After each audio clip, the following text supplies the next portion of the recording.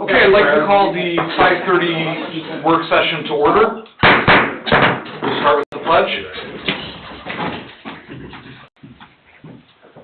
I pledge allegiance to the flag of the United States of America and to the republic for which it stands, one nation, under God, indivisible, with liberty and justice for all. Okay, so this is the March 24th Cedar Lake Park Board work session. Can I get a roll call, please? Mr. Holstein? Present. Mr. Markworth? Here. Ms. Miller? Here. Mr. Rodriguez? Here. Ms. Sheehan is not currently here. Mr. Gergel is not currently here. Ms. Sandberg will be joining us momentarily. Mr. Salata? Present. Ms. Abernathy present. Mr. Austin is not currently present. Okay. We have a quorum for the work session. Under old business, we'll start with item number 1, which is, I believe we were looking for an update on park pavilions and washrooms. This was brought up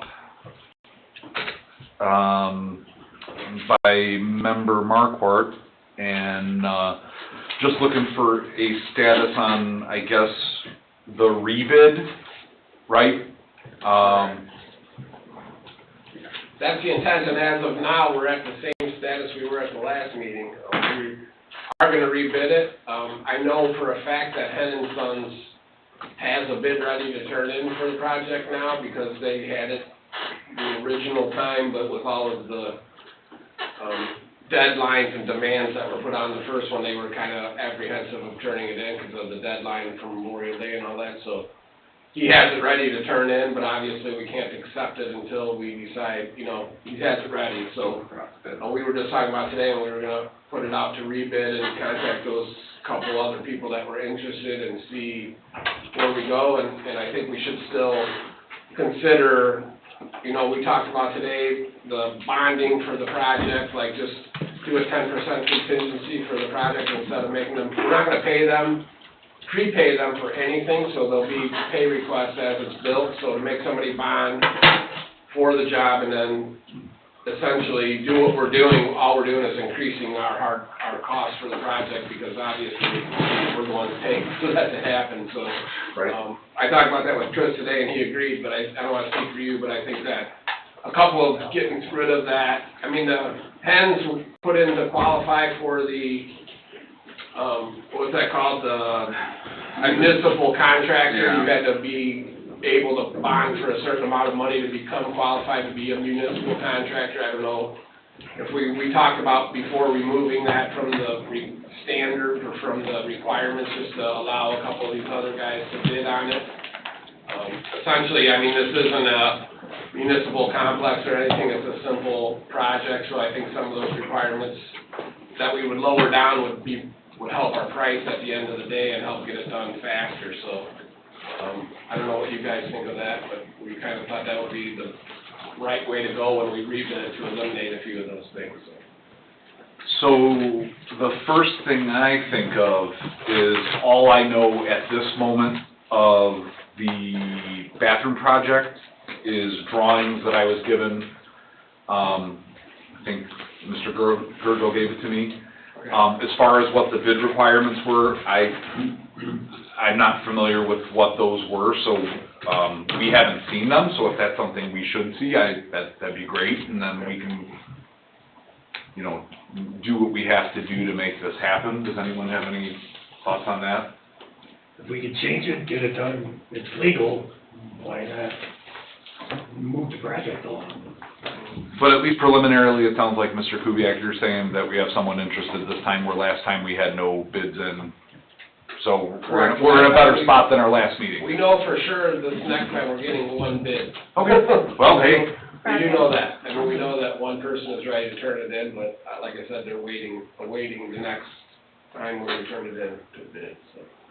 So Hen & Son got the plans originally to bid the project, and they did not bid on it due to the time for the Memorial Day and whatever. I told them that, Dick had asked about it after the fact, and I told them we were going to rebid it, and they said that they had it bid, or they had it ready to turn in again. They called and said, asked what to do with it, and I told them to hold on to it until we were ready, so.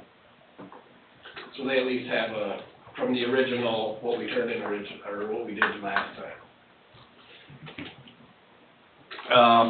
And as you said, obviously, we're not building a massive building. Do we have like a hypothetical from bid acceptance to completion window? Timeline, or? Yeah, I mean, are we talking like bid accepted 3 months, 6 months? You know, would we expect to see this bathroom by summer? Any idea? Right, I mean, I would think like a 3 to 4 month time, I mean, 90 to 120 days is probably fair. Okay. I don't think there would be any, I mean, I don't think there'd be any restraints on like concrete block. I mean, the materials in that building are pretty, you know, a lot of materials are harder and harder to get every week, but I don't see that being an issue with this being what it is, but. Okay. Does any member have any other questions specific to the washroom project? No. And it just so, well, I guess we were talking about this. So we're only building one at this time, correct? And that's at Bartlett? One building, correct? One physical building, correct? And then we were also, the 5 pavilions, we were still thinking that it would be best to separate the two, you know, bid the two separate this time instead of both together. I mean, I think it would be, but that's up to you guys. Well, I mean, obviously, the pavilions, I don't know that we need, you know, we would like to see the pavilions by I don't know, I think we could extend the time out for the pavilions a little bit. If somebody bid them and can do one at a time or whatever throughout the summer, I think that would be fine, but I think you'll get a couple more, people to bid on it without that municipal contractor and without the bonding and without the, I don't know, I mean, most of those other projects, we just do like a 10% contingency at the end. We don't pay for anything prior to, I don't know what you think about that, Dave, but we don't pay anybody for anything until it's there, so for them to bond for that whole number of the project, is that a necessity, or is that just costing us? It's statutory compliant, that's why it exists, so there's sufficient surety left at the backside, I presume. Well, I know they used the bid documents from the road projects. They didn't really create any new. Well, these aren't road projects, are they? Right. In fact, So, they're I as far don't from a know. road project as you can get. Right. And I know that's what they kind of got some stuff from Don and put this together, and I think there was a lot, I don't know how much you ever got to review it or seen it, but there seemed to be a lot of over-the-top things for the size of this project. And I know normally when we do this, like if they're gonna be building this, they're gonna have a pay request as they go for finished, completed work, so to bond for something that we know you're not gonna be paid for. What's the project estimated cost? 40,000. No, they were all over I think that, Oh, I'm agreeing. I believe that the Sumac guy was up to, Oh. I believe the Giorgio was up to like 800 and something thousand with all the pavilions and all the improvements and everything, so I don't know. I mean, each pavilion is, just the pavilion kit was like 60,000, and then the assembly, I don't know how he got to that high of a number myself, but, Sounds like a number that begs for yes, that was. specifications and That was his compliance with number, statute. and I don't know where that came from, but I was quite surprised, to tell you the truth. Be surprised what a bathroom costs. Gotta be a heck of a I bathroom. would be. Right, no, Marble. that's what I'm saying. You're saying the bathroom is $800,000? Well, that was everything, the bathroom, the sidewalks, there was a lot there. You can go up to Cherville and see one like you're talking about. It was about 600,000. Well, yeah, I've seen that one, but this is nowhere near that. Well, I'm just saying. There's another one at Those Salem High School numbers- those that's numbers probably more might than be the same. It was 45,000 for the, well, I think the 45,000 is for the engineering, the design. I was gonna say and- probably the design study you're looking at. right, and then right behind it, it says, Bartlett, Wahlberg, washroom and pavilion construction, 40,000.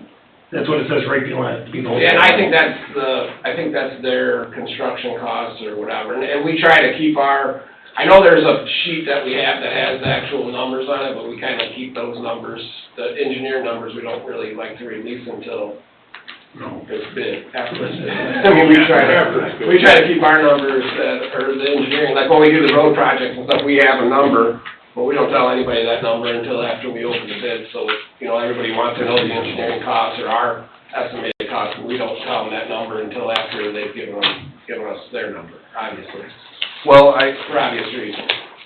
my gut feeling, when you say whatever you guys would like to do, is I would defer to your wisdom till we learn more about the process involved. So if you think that,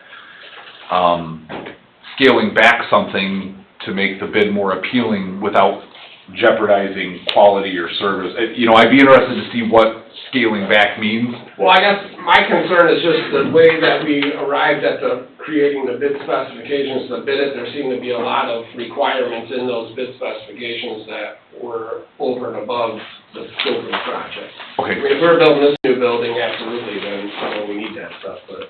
So, I'm assuming it would be very easy, just so we're all on the same page, because I think that's foreign to us right now, because I don't think any of us have seen the original bid. Could we see that prior to the new bid coming out, just so we're aware of what it was and what was Yeah, required? the specs for the package, yeah. Absolutely. Just so we're aware, because when, you know, when Mr. Kubiak's speaking of things that are over the top or whatever, that's foreign to all of us. None of us know what that means right now, so if we could do that, that'd be great. Okay.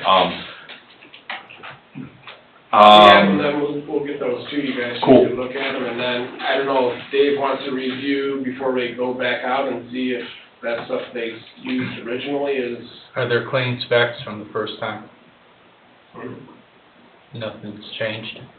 The specifications and I mean, essentially, nothing has changed as far as scope, other than we were thinking of dividing the pavilions and the bathroom into two projects, but other than that, the specs are exactly the same. Yeah, I would like to review them. I did not see the specs when they were first put out.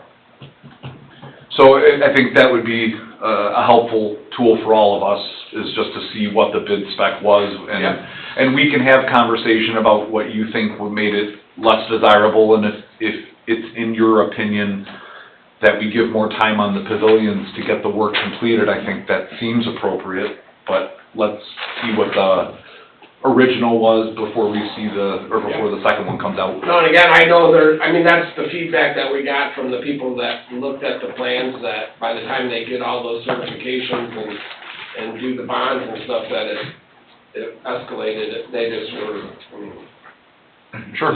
Please remember, as you're balancing those requirements against cost and time, that we're balancing it on the backs of the taxpayers. Absolutely. So that balancing test is in that context, or should be in that context.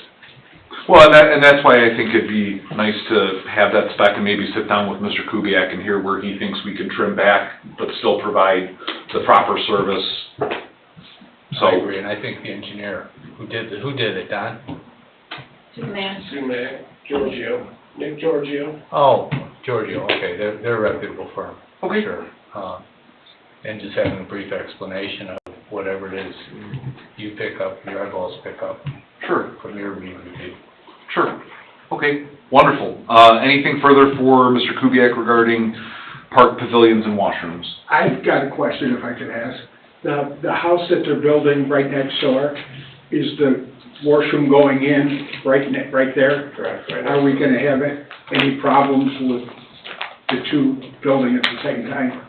No, they're actually, I mean, their house is two feet off of the property line, Yeah. so they're pretty lucky that it's delayed, I guess, essentially, but they're almost, I mean, they got that side sided, and it actually worked out. You know, I mean, again, we're enough off of the property line with our work location that it wouldn't really matter, so, yeah, we're good, we're all good. But it did, I mean, it was kind of beneficial for them to have that space. Well, I was noticing today that There's a little concrete, you know. Yeah, and again, I told them, I mean, we're gonna be building there anyway, so at the end of the day, it's not gonna do us any good to make it difficult on them to do Yeah. their project. I Yeah. mean, we're just, you know, trying to be neighborly and they, get along and let them do their thing, so. Then we'll finish up our. Yeah, we're not hindering us at all at this point, so. If it's, I'm just, question. If it's did they have to get a zoning variance for that? Yes, sir. They did. And they had a 20, I believe they had a 23.5 wide home that they removed from there and they put back a little bit smaller, I think 20-foot footprint wide. Right. So they actually made it better than it was, even though it's still pretty slim. Yeah. It's still tight, but they actually made some decent improvements they went for a variance and they ended up, making some compromises and they actually have a garage there and they have a better side yard setback than was there before they started, so. It's beautiful. It's an improvement. I love that so. house. Yeah. Very nice. It's an improvement, that's for sure. For sure, yeah. Mr. President, Yes, Margaret? just to let you know, you should all have the bid set and the bid packet in your emails, Awesome. Thank you very much. as well as you, Mr. Austin. Thank you. You're welcome. That is efficiency. Thank you very much, Margaret. Okay, so Founder's Creek. Mr. Saladas gave us the drawing. If you would kind of like to just talk about that for the rest of the board who wasn't here when we talked about it prior. So my understanding of the map that I've given to you is this conceptual path for Founder's Creek. Some certain parts of it have not quite been finalized yet because they go through land that will be developed by the property owner eventually. Myself, Attorney Austin, and our engineer, Don Oliphant, had call about this maybe a week or two ago, trying to identify what are the next steps to kind of move this forward. We have a quote from our engineer. There's some survey work that needs to be done in order to get a few of the parcels that the town either does not have acquired or does not have a spoken agreement between the developer, most specifically on 133rd where the sidewalk's going to have to tie in. That survey work is almost $10,000, so we're going to have to identify a funding source for that, as well as what path we want to take forward with funding this trail, either through a NERC 80-20 grant, and those usually take about 5 to 10 years to do, or through a state next level trails grant, if they come out with a next round of funding for those. I believe I've been told that the town had applied in the past for the next level trails grant for this particular trail, but did not receive funding because of the lack of completeness of the required parcels. So this is just the tentative design as of 11/20/21. It's probably going to change a little as we get into the engineering phase. However, it is being kind of adopted by some of our local developers as they're going through their conceptual phases for the subdivisions they're bringing in, because the Schillings are going through the annexation process right now on the parcel that's on the bottom right of this map that I have showed you, and in their conceptual drawing of their subdivision, they have Founder's Creek Trail coming into their development as well. So I just wanted to bring this forward to you, kind of outline some of the opportunities and some of the challenges that we have with this particular project. Okay, do any members have any questions for Mr. Saladas regarding the Founder's Creek Trail, or anyone in the room who might be able to answer any of these?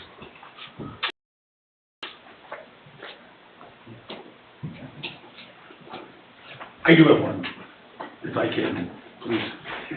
When I was reading this material and stuff, I actually ran into, on this form, what is this called? Invoice and distributed of report for fund for 2021. There's a blue line item on here, all right? And it covers a lot of, The last month that I gave you. Dave, right.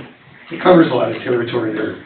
But as I was reading it, it seemed like it came out of the park fund, the impact fee, and it says, engineer Moore Street corridor and water main improvements for $117,000. That's what's been paid year to date, yes, for the Moore Street corridor and water main improvement. And that's Kind the of- park impact fee that paid that. Yep, because that's this, I'm only showing you park impact fund distributions, so on that list is everything that came out of the park impact. But is that part of our parks? Do we, I mean, if it came out of here, that's a park? So at the, I want to say it was mid-2020 when council decided to move forward with initial design, initial engineering studies for what they're calling the Moore Street corridor, which would be a pedestrian pathway from, Roundabout to the. yeah. That's what it is, it's the Yeah. actual pathway around the Morris corridor. It would be a pedestrian pathway along Morse all the way to here, and at the same time, I believe there are some needed water main improvements as well. So this was a proposal council went ahead and accepted from Christopher Burke Engineering. I believe the total of the proposal was $167,000, so there should still be more engineering to come, but that's what it has to do with, is that pedestrian pathway. So these $42,000 worth of improvements, are they, I mean, I didn't see, I wouldn't know where they were. Is there like the drawings so we could see what's been done, or is that privy to us? Don may have I mean, that, Don, I'm sure. I would assume that Don would be able to give a report of where they are, to date with all the work he's done. I mean, all I can do is Right. pull the invoices for you, and that's, basically. No, I mean, I just thought that they'd be building a sidewalk or something, and I never. If this is part of the NERC grant, then that would be, and I don't know if this was specifically just for engineering for that project. I believe this may be a part of, and Dave, you can also catch me if I'm wrong, the NERC grant that you, I, and Randy had talked about recently, and Don. What happens is those projects tend to be at minimum 5 years in length. Engineering comes first, right-of-way acquisition. Sometimes there's an environmental document, NEPA document that needs to be done before they can start construction. So this might have been a down payment on the engineering to that project to get it to a certain point to where we can apply for funding. I was just here, I know it's probably back. I'll be back. I'm just suspicious that this may be it without being intimately aware of the project itself. So that would be why you probably would not see any construction yet, potentially. Because there's a lot of groundwork that needs to be done first. It was just a figure that caught my eye, $117,000. That's, and actually, 80,000 of that was for engineering without construction, so. Okay. Mr. Roshan, you wanted to add something, sir? May I? Yeah, absolutely. I'm hopeful that as time goes on and we work through these things, you'll come to understand that projects come together in funny ways, just like in our own homes and households, and we combine monies, sources of funds, related uses are connected to those funds, and development activity occurs. So, to answer your question directly and honestly, probably some of that engineering is not directly park related, but is connected by virtue of the improvement and the end picture. We're also not talking necessarily in every instance about our expenditures being for traditional or what we might perceive as what is traditional for park facilities and uses.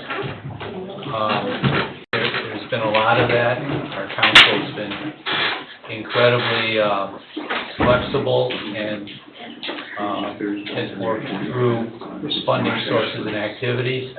For example, the project on Moore Street for pedestrian, non-motorized vehicular, or individual access, that was absolutely part of a planned growth activity occurring on the east side of town. Yeah.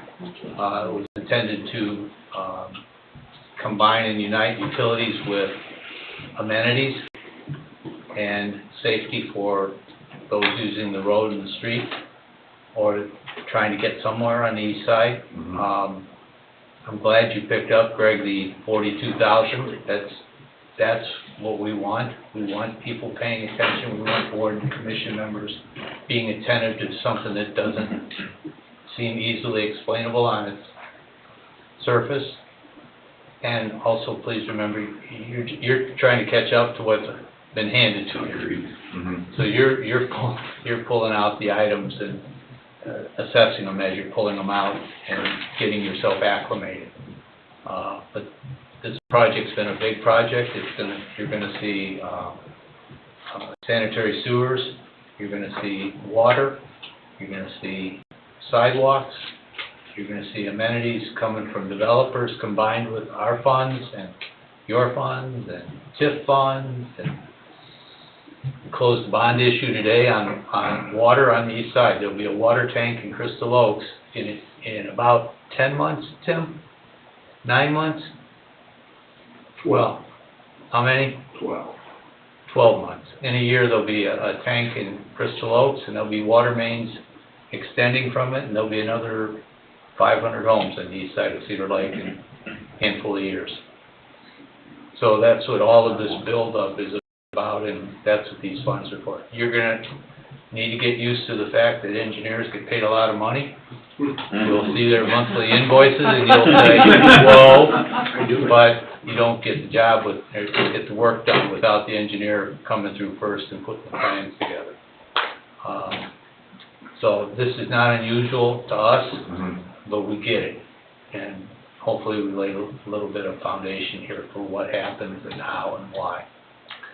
Absolutely, and, you know, I appreciate the effort to explain it. I also appreciate the fact that our new board members are actually trying to go through the documentation that we've been provided and ask questions, because that's what we're supposed to do, so, okay. There's no bad question, no bad ones. So, okay, anything else, Mr. Austin? No, that's all. Okay. Anything else regarding Founder's Creek at this point by the board members, to anyone that's in the room? Yeah, I have a question. If we receive approval for, say, the state next level trail grant, I'm assuming this project is going to be multiple years regardless what grant we potentially obtain. What is the process, or how long would it take to get approval for the currently labeled non-town owned properties? Depends how willing the property owners are to cooperate with the town. Undefined amount of time, it could be a fairly simple process if they're conceptually open to the idea. If they're completely against it, it could be a totally different length of time. Dave is intimately aware of how these things go. Another sub-lesson, if I might. Absolutely, please. Acquisition of land is a statutory process after the neighborly goes away. The neighborly is the agreement you make with somebody, and hopefully they will agree and you'll agree, and there's none of the formalities.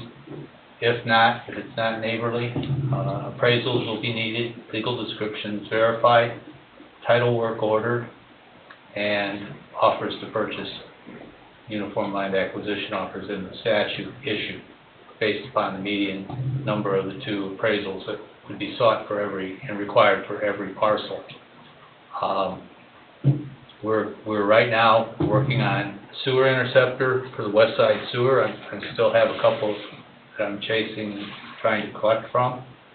But we've been trying to acquire land and working on acquiring land for the sewer interceptor in the south side of the lake to the west side of the lake for most of a year. Ballpark, Rick? Yes, Yeah. at least most of your day, yes. And so it could take a couple, 2-3 years. I worked on the bike trails in Cherville, and it took years. There were things that you had to go through. You're dealing with the railroad company first, and then you're dealing with those who had interest. And so it just takes a while. It's a process. Absolutely. Nothing happens overnight. Nothing happens overnight. Absolutely. Until you start to play. Okay, any other conversation about Founder's Creek before we move on to new business? Just one final question.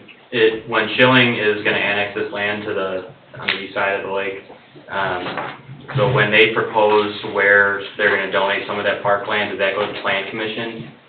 And do they vote on that, or are we gonna have, like, representation there if it's gonna be parks land, or do they just have, say? You will have representation as a citizen board, and certainly as a fellow board member, it is the function of the Plan Commission to make a lot of those determinations. I'm certain that some of the developers would like the input of some of the citizens. But yeah, that would be a function of them. And it also depends on what route I think they take, whether or not they're gonna go straight zoning or PUD, how much density they want, where the detention pond's gonna be located, things of that nature. You're good? Okay. Item number 1 on new business for the work session, we have public beach, specifically discussion of cleaning of glass and debris, and then the discussion of getting some volleyball out there. Regarding item A, the cleaning of glass and debris, Margaret and I spoke by phone, and Margaret had explained to me that, you know, the beach is obvious, it is presently cleaned by Public Works, correct? Or Parks, or someone's cleaning it, correct? Mr. Gergel, okay. So, you know, obviously the glass and debris is something we can control that's on the beach. What we can't control is what's in the water. We've talked about this, you know, in conversations, you know, it's not a bad idea to have some water shoes if you're walking out there for that reason. I guess, at least my take on this item was, you know, is there any way to mitigate a section of the water to try to clean it? And I just couldn't really think of anything. We've been out there with rakes and stuff and doing the best we can to clean it, and every once in a while somebody says they step on something, but like you said, you're in the lake. I mean, we do our best to, and Dale's out there daily in the summer raking the sand, and we've replaced all the sand in that beach with good mason sand over the last 5 years. Every year we put new sand in there, and it's come a long way from where it used to be. Absolutely. But he goes out there a couple times a week and drags it with the tractor, picks up stuff, and I mean, we keep it, I would think, as absolutely as good as we possibly can. I know there's a lot of effort putting into it, and there's a lot of people there every day, and every once in a blue moon you get somebody complaining about something in there, and you know, my first question is, why didn't you pick it up when you stepped on it? 'Cause that's the time to find it. But Sure. One of the things that we always come across is things float up, you know, there's always that current. Sure. So things wash ashore, so it's a constant battle all the time, so. Well, and the more and more I think about this, obviously the beach itself has come a long way in the time it has shown up, and you know, you can never please everyone, and expectations and reality are always going to be unbalanced. Someone wants to walk out on that beach and go in the water. They don't want to step on a glass bottle, but there's what prevention mechanisms can you do when water circulates and there's currents and whatever. I mean, I think even if you were to put like netting, and that's just me thinking of like the buoys they put for algae off the coast of like Mexico, you're still not going to catch everything. So, so that was kind of the discussion. I think I kind of had that off because Margaret and I had spoke of it just in the sense that Dale was out there maintaining that pretty religiously, and I would agree it has grown immensely. You just always cringe when you hear someone say, well, I don't want to go out there because there's glass in the lake. Well, I get it, but there's sharks in the ocean too, so. Yeah, Dale. There's always, you know, with the signs out there, it says, basically you swim at your own risk. We don't have any lifeguards out there, anybody to watch things, so that's really where we're at with that stuff. Yeah, as far as cleaning up, we definitely do our best to make sure that happens for the town, so. But yeah, last year I had one complaint about somebody stepped on something out there, but that was it last year, so. Sure. Not bad. Sure, Hate to see it happen at all, but. sure. I'd like to think with the lake dredge project, once that's complete, hopefully, the people utilizing the lake, show it some respect and aren't throwing glass and debris into it. So we should have a lot of the historic objects that are at least in the lake now removed over time. Okay. And I mean, I agree with that, take care of home. You know, take care of home, it takes care of you. So, any other discussion about the glass and debris? No, I was there today and it looks really clean. Yeah. It's nice to have. It's nice to have. It's a 20-minute walk from my house and. I would just like to add one little thing. So, did you add sand this year yet? No. What, are you planning on it? Perfect. Yeah, we usually That's how we do. we usually add at least 3 semi-loads a year just to try to, Yeah. you know, you lose some and we try to, you know, you're not supposed to put any in the lake or in the water, but we kind of get it to the best of our ability all the way to the shoreline and get it. You're giving it the best shot. Yeah, get it the best we can, so we Nobody can ask for we more. put it in every year for the Yeah, last. probably about another month. Perfect. Wonderful. So volleyball, the discussion was, you know, from a recreation standpoint, I mean, all of us want to be Maverick and Goose playing beach volleyball, but we also know that that's not reality. But we were discussing as a board the possibility of at least giving the people the ability to do that. And I forget who I had mentioned something to, but there has been volleyball in the past off the beach, is that correct? Yeah. I think, Dale, did we not discuss putting a beach volleyball out there on the town grounds Yeah, next to the beach, I think, more? I would like to do that, at least Yeah. over by, maybe by the band stage. down Yeah, by like Lake kind of Park. behind the band stage Yeah. there in front of the lake. That was a discussion prior to you guys that Dale and I Okay. and Ralph and Rick had. Okay. And again, you know, we're chiseling away at very little things, but that's okay, because that's a start, that's a starting point that's trying to achieve some things, so we wanted to bring that up, so, I guess we can figure out logistics of getting that taken care of and whatnot. I think it'd be great out there. Yeah, go ahead. President, we are, when I come back next week, we're going to, the talk was with Mr. Tim Kubiak that we put some sand out by, there's 2 poles right out here on top of the hill from the parking lot. Like we discussed, we've already had the land located, it's all clear, ready to go. We're just gonna dig it out and put some sand there, get a start there at least. And see what our, you know, show the town that, hey, it's here. Sure. Come out, invite them, and then move on to hopefully down by the lakefront. That'd be really nice. Okay, cool, so it sounds like there's some plans in action for that, that's great. Dale's been dreaming of the volleyball court for the last 2 years. I wanna see that whole field out there, sand volleyball. I only play it on vacation, I might have to change that. No parking out there whatsoever. Okay. Item number 2, and Mr. Austin, if you have any insight on this or whatever, a lot of us have been discussing just, bringing live music to the community in whatever capacity that is. The bigger vision is, you know, abandon a food truck to start, you know, but put together some evenings, and it doesn't have to be, you know, a semi-professional music act. It can be a local music act and some good food, and I think people typically enjoy that, but make that a parks department function to bring together community and start showcasing some of the great things that we have down here. We've broken ground on that here. Summerfest event, Sure. The Wednesday night farmers market, alternating Wednesday nights in summer.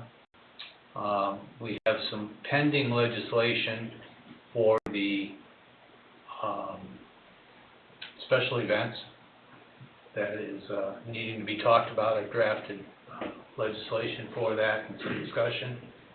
So, we're ripe for it. We talked in the last year and a half about food trucks, adding entertainment or adding certain types of, musical, some I mean, there's every degree from big rock bands to a single guitar. Sure. So, you know, kind of has to have some parameter of it.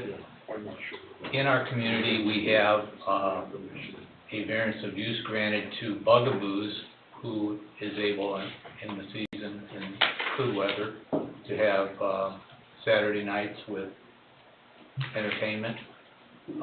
And they take advantage of that. I think they max out at 3-member bands, and, but there were parameters put on that, and they've adhered to them, and it's been successful. I enjoy it from my driveway. Yeah, I do it from my back porch. Yeah, I don't mind it, it's nice, it's different, you know.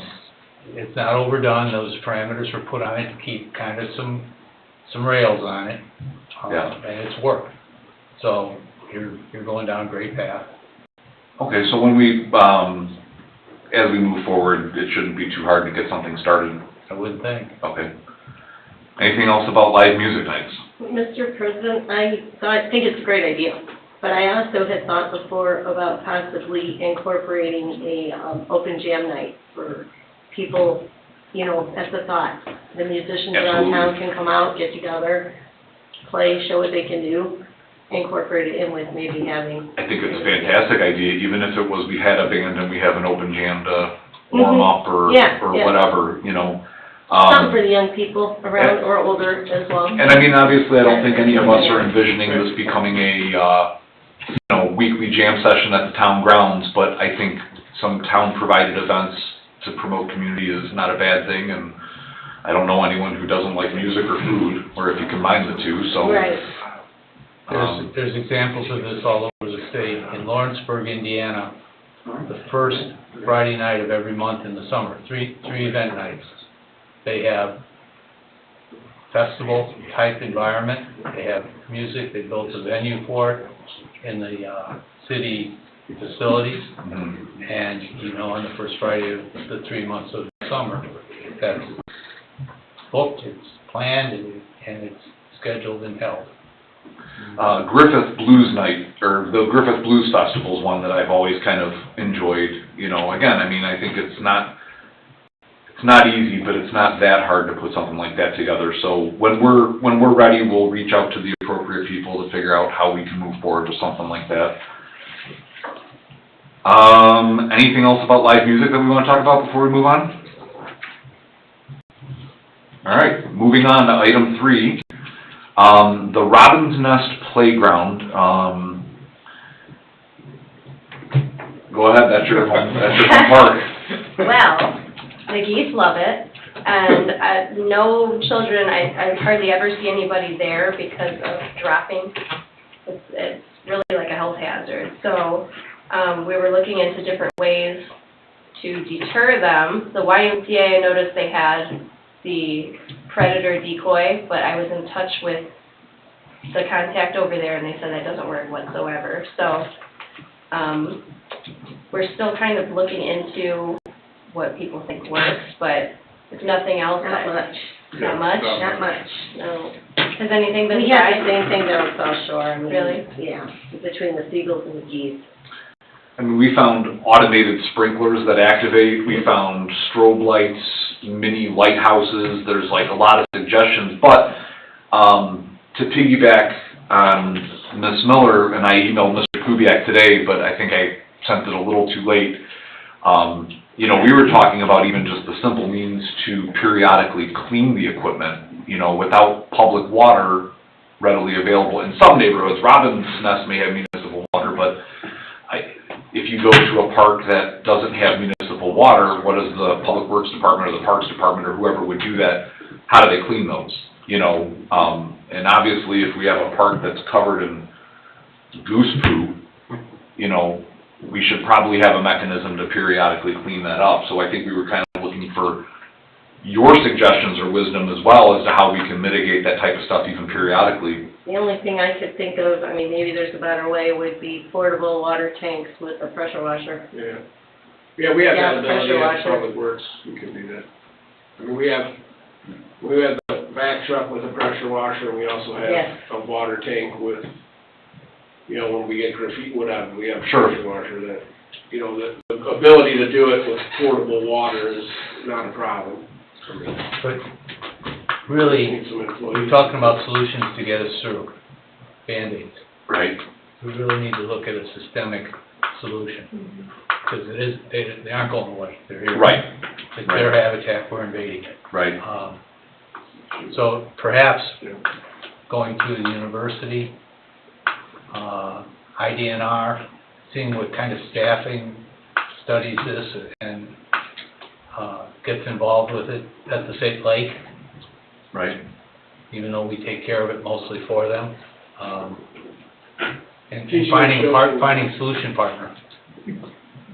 Might cost some money at the backside, but assessing it professionally and credentially could be of some value. And obviously, it's more than Robin's Nest, it's South Shore, it's probably Well, I every described part. it, but yeah, But, everybody has. but everybody has the same problem, but if it's making our parks less desirable, I think we should at least investigate a solution to that. You know, whether it's physical condition, whether it's, you know, goose poop or whatever, we should do what we can to make our parks desirable, so. Right, and the other thing is, if Robin's Nest ends up being the entrance to the trail, or at least one of them, they'll have to be walking through all of that also. Yeah, the big part of that is also is just if you can make it better and have some activity there, active areas. When you have a place like Robin's Nest back there, where only a water van goes in there once a morning and there's never anybody else out there. Sure. That's a big reason why they are there, because it's secluded and, you know, so if that becomes a more active area and there's people there all the time, they're gonna find a different place to go over to Lemon Lake or get somewhere else besides where there's a lot of people, so. I think with the growth of it, getting it better and getting more people in there, that's gonna help the problem automatically. I think that's good feedback too, and in one of my papers somewhere, I guess land use, if I'm not wrong, is a couple of us noticed correct me if I'm wrong, but I think it's listed as like 8 acres for Robin's Nest. And it's very underused, and we're, you know, just curious if we can get some wisdom as to, is it elevation, is it future use, is there a reason why we have such a massive property that we have, you know, some play equipment and nothing else, is that, I can dig through papers, but There's our water building is there, and then there's also a considerable amount of wetland area to the north, so like that, I mean, there's that little area where the well, that's actually the well field where the wells are, and then there's actually the lift station there also, and that's kind of what we ended up with for parkland, the lift station, the water tower, well field, and wetland, so there's not a big portion of that 8 acres that's available to be used just because of, you know, what's left, but there is still a decent area there, but that's... And again, I'm sure it goes without saying, all of us have these questions because we are trying to be efficient as a new board in town and try to understand why things are the way they are, and we can't shape the future if we don't understand the past. So if we're asking questions as to why the council did something or why something's been done before, you know, I hope everyone understands that this is us being little sponges up here trying to become big sponges so we can be very efficient. So that's a great explanation. No, that's absolutely amazing. I asked a similar question to myself when I looked at this map, and because the town owns a significant portion of the properties already within the path of Founder's Trail, or Founder's Creek Trail, which goes through that portion of Robin's Nest that you're talking about, and a significant portion of that is wetland, and it kind of goes back to another conversation that Greg and I had, was that if it's undeveloped now and there's houses close to it, it's probably because it wasn't the most ideal land, and that's why it was gifted to the town usually. Yeah, it's all wetland.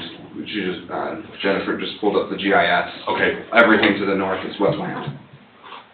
Okay, cool. Well, and again, that's what we're trying to figure out, we're trying to learn, so. Does anyone have anything else regarding item number 3 on news business, or new business, not news business, but you know what I meant? Nothing? Greg? Okay, any public comment for the work session? Is there enough room like to see volleyball pits there? I'm sure there is. In the wetland. We Imagine what zip lining could be exam. To the south a little bit. I know it's not where they want zip lining, but there we go. John Foreman will take zip lining anywhere. Yeah, right? He will. He told us. A question here. who's second, and then it'll be the room. Sure, you can add it for new business if you have something else. Did the, board pick the 4-year, 3-year, 2-year, 1-year park board members? Yes. Okay. Do we know that, or, I mean, do you know, Oh, yeah. could we know, or will you tell us?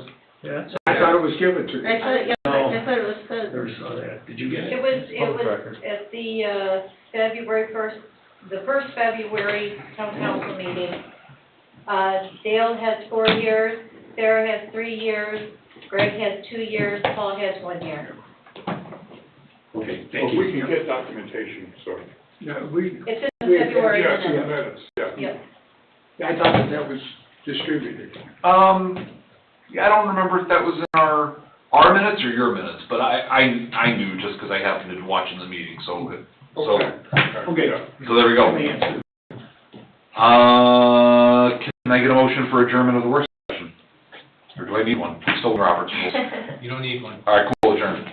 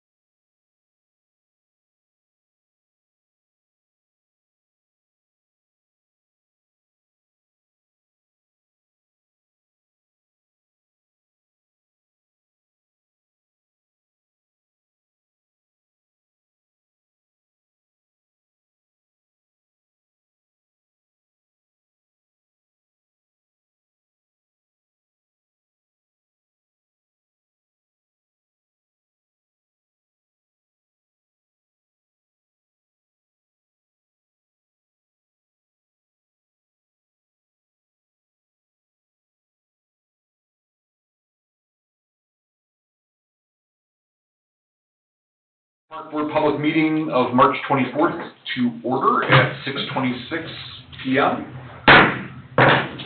Please rise for the pledge.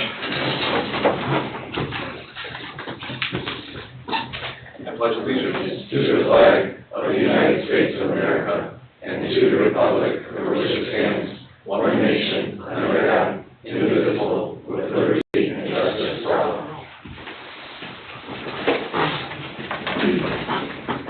Ms. Ashley, if you do the roll call, please. Yes, sir. Mr. Holstein? Present. Mr. Markort? Here. Ms. Miller? Present. Mr. Rodriguez? Here. Ms. Sheehan? Here. Mr. Gergel? Here. Ms. Sandberg? Here. Mr. Salatas? Present. Mr. Austin? Present. Ms. Abernathy? Present. Okay, we have a quorum. Do we have any changes to the agenda? None? Okay. No, sir. If it's on your meeting, I have the Okay. tonight's agenda is going. Okay. To start, we have a presentation by Dale Gergel of the Parks, Grounds, Equipment, etc. Mr. Gergel? Welcome, new board. You know, that's awesome. You know, Dave and I were just talking about how necessary this really is for the town's growth that we're having. It's really good that everybody's here. I'm just gonna I don't really have a whole lot to say except because we're just getting started with the parks. The weather's finally starting to break. We have a lot of new ideas going. Mr. Kubiak's has been working with us he wants to really update some things, start bringing some things in. So there's a lot of good ideas that are starting to flow, which is really good. Best part is we all care. I think that's why we're here. You know, it's for the community. It's hard to find a lot of people that are all on the same page that want to see a lot of good things for the community. One of the things that I always think about is safety. Safety of equipment, safety for the people. Kind of touched on it earlier about, you know, the water situation when it comes up onto the beach. So one of the things I always look for is, you know, how the equipment that we have, is it safe? I look out here at the picnic tables, just by themselves out here in the front by the band stage. You know, they're probably good enough for a little while yet, but I'd like to put that on the agenda for down the road to really think about purchasing probably 10, 12 new picnic tables. But once again, always being safe. We don't want somebody, you know, falling and getting hurt, and next thing we know, we're being sued. So that's the last thing on our plate that we should have. So things like that, I'm going to be going around pretty quick here, looking at all the playground equipment. Last year, I met with a gentleman from Indianapolis who is the state guy that we talked to. He come around, we went and looked at all the playgrounds, and he said, Dale, you need this, this, and this. And I called my buddy Chuck from Munster, and he says, yeah, I can get these things. So we're getting those started to put up. But there's always something.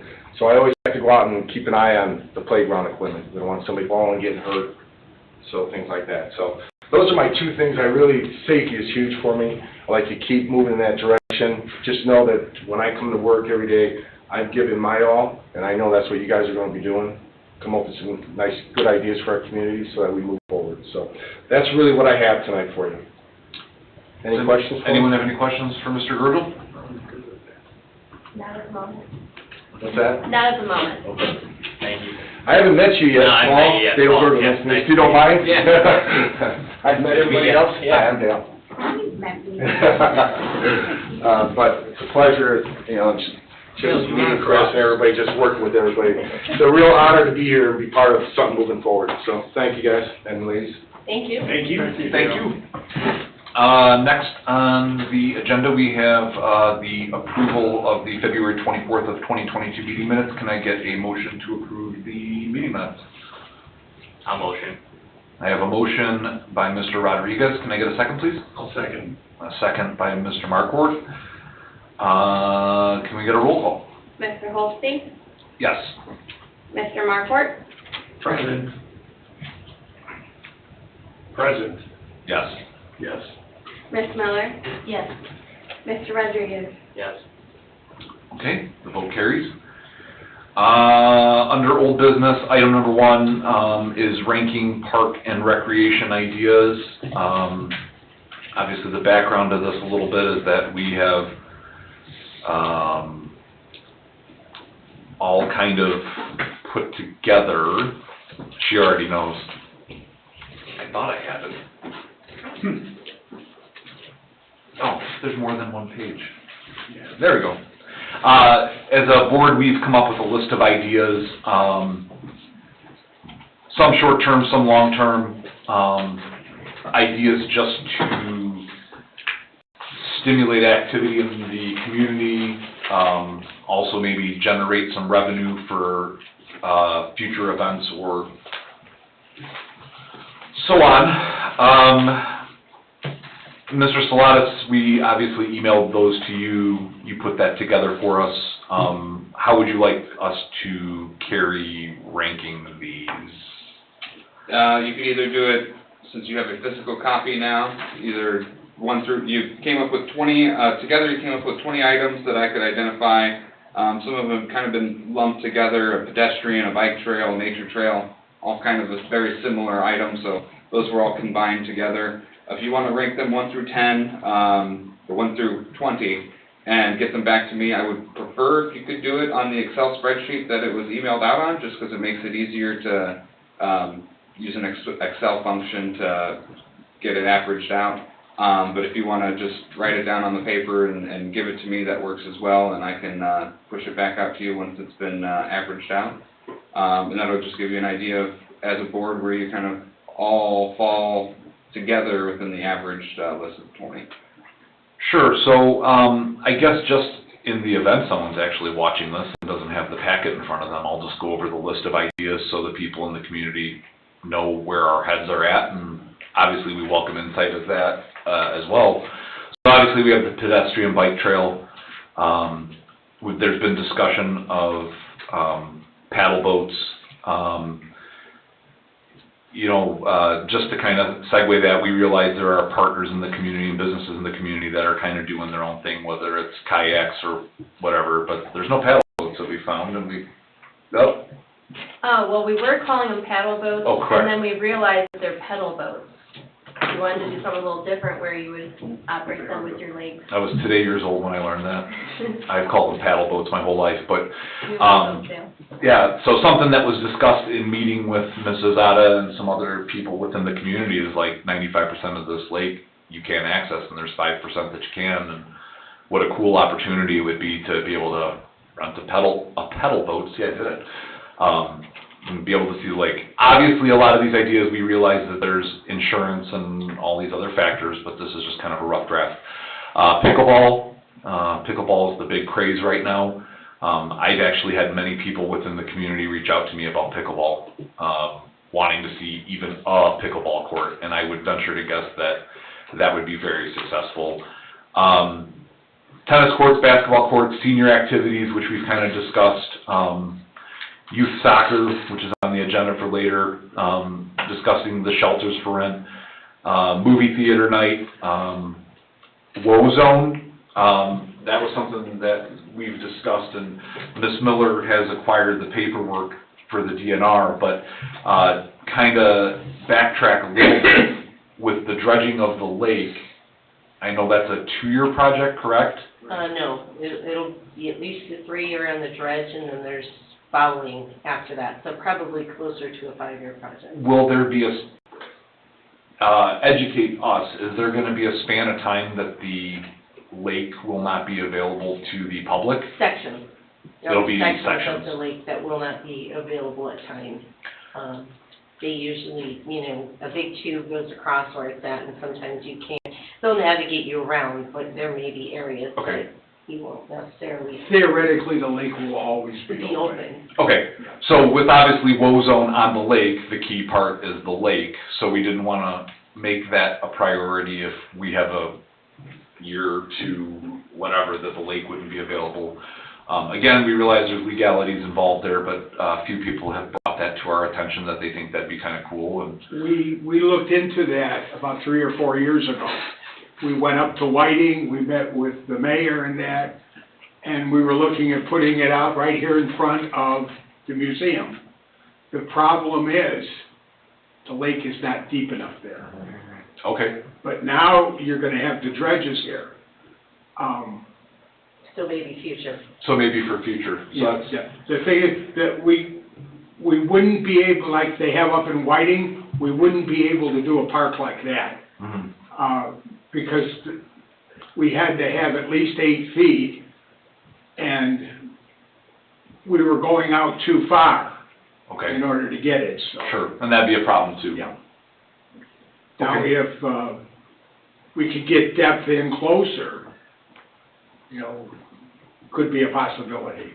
Okay, so that's good, that's great feedback, thank you.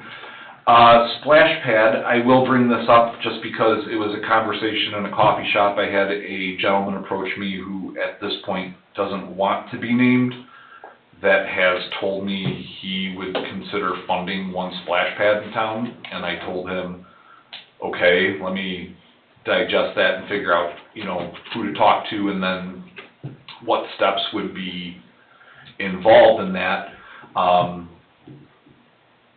I have concerns about that just because I've reached out to a family member of mine who's in politics in another area, and they said they got their first bid on one and it was like $1 million.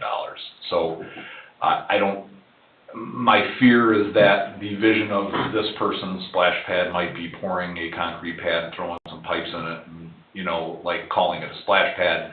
And I told the guy, I said, we need to talk about this a lot more and what's your real vision before we get moving on that. But nevertheless, someone walked up to me and said they want to buy a splash pad. Who knows, maybe. Maybe they will, or maybe you can find partners to go Yeah. in with it, you know. And I've had some ideas on that too. A lot of people would like to see the pool back. I've had a lot of people reach out to me about the pool, and again, this is just scratching the surface and talking about ideas. There's no definitive action being taken, but it's on our list. Live music food festival, skating rink, which I believe the idea on that was outdoor, right? Was that, whose was that? Or ice skating? Ice skating. No, I think it'd be like indoor rollers. Indoor roller skating, okay.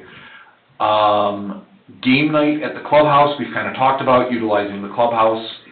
Dog training classes, I think with the dog park, finding a way to provide dog training classes would be kind of cool.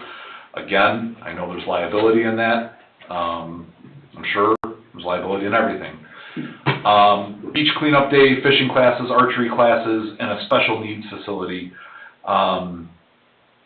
So those are our ideas, and we will rank them. And obviously, we know none of this happens overnight, and obviously none of this happens even in 5 years, but we wanted to kind of set a roadmap of activities and see what people think. Does anyone want to add anything to our list or discuss our list in any shape, way, or form before we move on? Does the council have any questions about our list or any feedback that they'd like to provide? I don't think so. I think they're all good ideas, you know. Again, we have to research some more and see what it entails to do them. But we'll, you know, rank them first, and we'll maybe start picking out the ones that are super feasible, like soccer, you know, getting some stuff going that can be done right away, and then start aiming towards those other further, bigger goals. Okay. Okay, yeah, so I guess really there's no action to be taken other than we'll just defer to the next meeting that we can discuss the rankings. Item number 2 is the portable washrooms, reviewing quotes and selecting a company. I did have, off the top of my head, a couple questions. One being, if I read this right, there was the price per unit, but how many units did we get the year prior? I believe the only ones that we had last year were the 2 at Bartlett Wahlberg Park. We had 2 handicap accessible. Yeah, we didn't plan on any other. At the Bartlett Wahlberg, and then they had some for a couple of different events here from, that was it. The Labor Day. Right. That was all we had in any park, so, with the dog park coming into play now, that's gonna probably be the other place that would, you know, need to have some at the point of, we still have a lot of work to do over there at the dog park to have it ready to go. I know there's been a couple people using it, but we had plans of getting some grass growing in there, some sidewalks, some gate You know, there's light paving, there's still quite a long way to go there before it's ready, per se, so I don't know if this summer would be the time, but that's kind of the. We have a pavilion and a basketball court going over there as well, don't we? Pavilion, and there is a basketball court planned. Right, to go over there, that's right. Whether, when that's gonna happen, but yeah. So. Okay. We ordered the equipment for it, correct? The basketball? The backboards and that stuff, I believe, was ordered with the rest of the park equipment. I think they might have. Yeah. Mr. Gergel? Yeah, within 2 weeks, they're putting in playground equipment. We're gonna start at Woods of Cedar Creek first, and then right after that, they're going to, Kiwanis Park, dog park there. So that's being initiated, for a 2 to 5-year-old, so it's starting. So that's coming pretty quick, at least for that area. You know, those things are happening, so. Okay. Good question. Yeah, go ahead, Greg. Okay, so I did go by the dog park today. Beautiful. I love the fence. I love the areas. It's a beautiful place. I did notice that one of the sections has a water supply going to it, but it doesn't actually have a water dish for the dogs where you step on the button and water comes out into the pot. The intent is to eliminate that water. That was a drinking fountain that was in the middle of that area, but the intent is to remove that and install that dog drinking fountain plus the water bottle fountain inside of the courtyard area where you enter in that area and then you go into the 2 dog parks, so that would be available for both. For both? Okay, so you have one for both. One, right, because that water dispenser thing's like $6,000 just for that one thing, so we figured we'd put it in the courtyard area and have it accessible to both sides instead of, we were gonna have 2 at first, so we found out they were $6,000 for a water dispenser, so it didn't make more sense to put it into that courtyard area. Second on that is, if you're gonna build a pavilion there and put a park in, and a basketball court in, would you wanna have a water fill station somewhere in that area? Just because people are gonna be like sweating and looking for something, you know? Right. So, I mean, I don't think they wanna go to the dog park and get it. But if you could have like is there any way to put one in that area?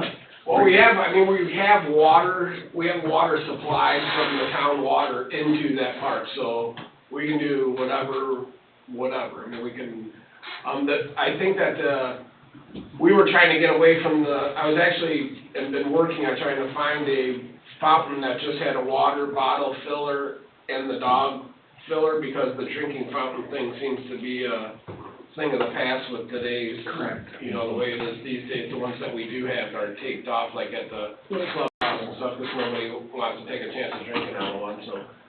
I've been having a hard time finding one that has just the dog and the water bottle filling. They have water bottle fillers, they have dog bowls, and then the combo ones have a drinking fountain with a dog filler and a water bottle filler, so.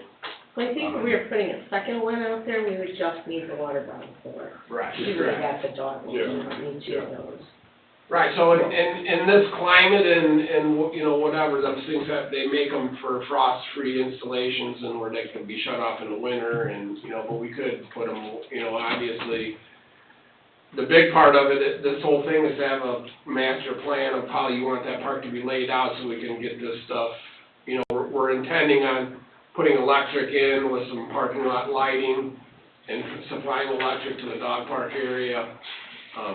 We're trying to do the best we can to get as many of that stuff in the ground as we can as we're going, but with the unknown and there was talk of the basketball court, there was talk of some soccer practice field, there was talk of all kinds of different things, so to have a layout of exactly where that stuff is gonna be and know how we're gonna utilize the whole property would be awesome. We did start on the dog, we decided to put the dog fence on the one side and kinda started with the fencing, but Probably need we to got do a long that way to fast go. with the playground equipment's coming in 2 weeks. Right, and Dale, they have a Yeah. kind of a plan, but like I said, it's Yeah, a lot probably of needed, stuff. somebody needs to go out there and actually figure out where and what you want everything, because I believe, do we have the pavilions ordered as well, right? No, well, they're gonna be bid on, but yes, there is Yeah, I mean, we have a tentative placement for the pavilions. I don't, you guys seen those, right? The parks where we just we had to do something to, provide for the specs for the bidding of the pavilions, and that's kind of where, so those aren't really set in stone as of yet, because they could be obviously shifted to anywhere on the property, but, a way of using it is definitely would be a great idea to make sure that we get in there what we do want to get in there, so. Well, and we can, because if we're gonna talk about the dog park, maybe we can bring that up a little bit more, under new business, correct? We can continue, so, the question I have about the bathroom thing is, were those two parks chosen because they're non-residential, some, like hypothetically, like the general public, they're using them?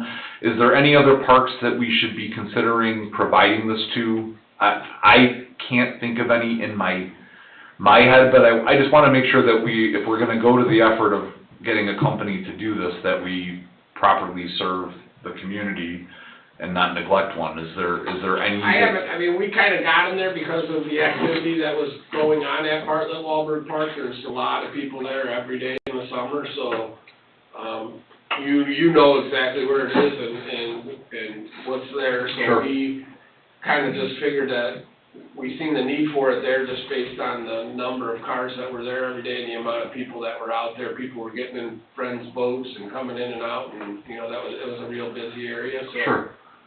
We didn't really notice the place. They have them at the chamber over there in the summer, and, the other neighborhood parks are neighborhood parks. Right, hypothetically, the people that live there should be utilizing their own restrooms. We should. Yeah, we have, Right. I mean, we have, there's a lot of people that use this little thing out here, and there's, the restrooms here, but, Sure. I haven't noticed anywhere, the next most places I see people is in the Montessori North Park. There's quite a few people that are in there, but again, they're close to home, so. So I guess then, as my phrase goes, being today years old into the porta potty business, if we identify the need for another, for some reason, we accept a bid through a company and we identify the need for one more, we can very easily just add one more where we need it without going through a huge. Change order, Okay. probably. So the last question I had before we take action on this is, I can't recall, one of these companies we used before, and I don't remember which one The this. Premier is the one that we used last year. Okay. We've used both of them over the years, but Premier was the one that I mentioned last year we had super good success with, and they were very accommodating when we did have something that we needed, if it was overflowing or we had a big run of people, you make a phone call and they were there. They were a good, it looks like they were the lower price again for. They were, yeah. For the bidding, but they were a newer company as of, I think, last year, but they were awesome we had great, We had good service, there were no good issues. service, Okay. Yeah, we had an incident where the well went out on this property and people used them bathrooms with no water for the whole day, and you can imagine what they were turned into porta potties, and I called up these people and they came within 2 hours and charged us $50 to clean all those toilets out, and, because we were a customer, and it was pretty nice, considering what that was.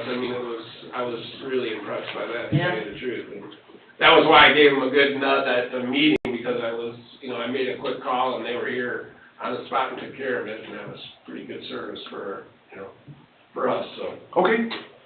Can I get a motion for the company that we're choosing? I'll move to approve Premier as our porta potty bid. And how many units? Well, we have two, right? We're gonna just go with two? Yeah, 2 parks. We don't feel the need to get one out to the dog park yet, is that correct? I don't think you really need one there yet. I think we'll kind of see how it goes here when the weather warms up, and, like you said, it's. We can do a change order and get a third one if we It's a need simple one. thing to add them, it's a phone call, and they have It's it there. literally a phone call to our sales rep and. It's taken care of. It's no big deal, so. Okay, so I'm sorry, Paul, I'll move to approve the bid for Premier at the two parks, Bartlett, Wahlberg, and the Chamber Park.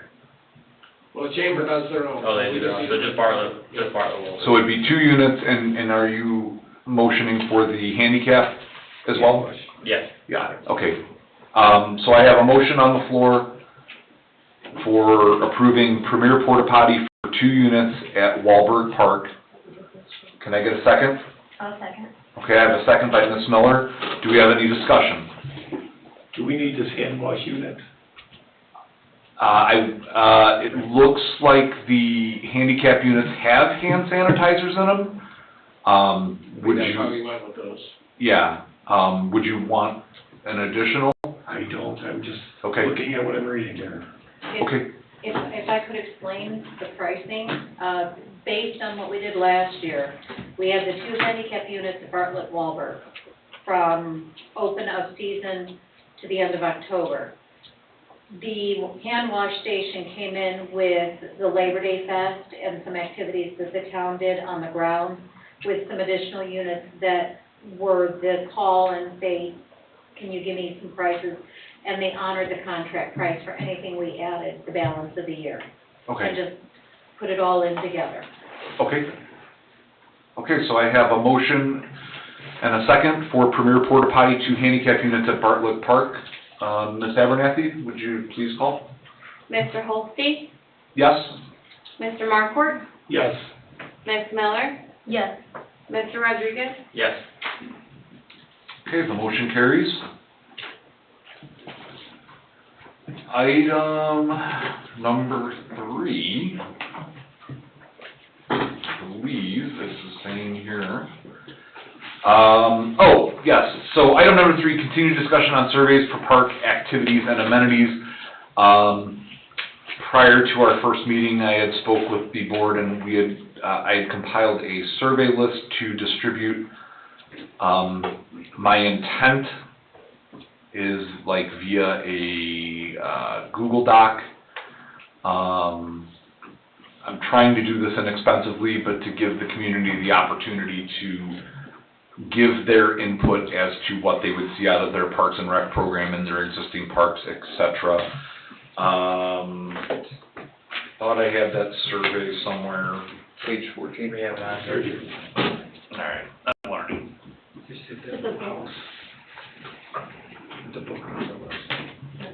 There we go, page 14.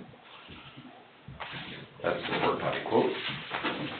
Park survey question. There we go. So again, the questions we are looking to ask of the community is, do you know where your closest park is? What is the name of your closest park? Just to see if they can even name it. What do they like or dislike about the local park? What expectations do you have of your Parks and Recreation Board / department? What programs would you like to see in our community? What park amenities would you like to see in your community, and what is your age range? Just so we see what population is answering and so on and so forth.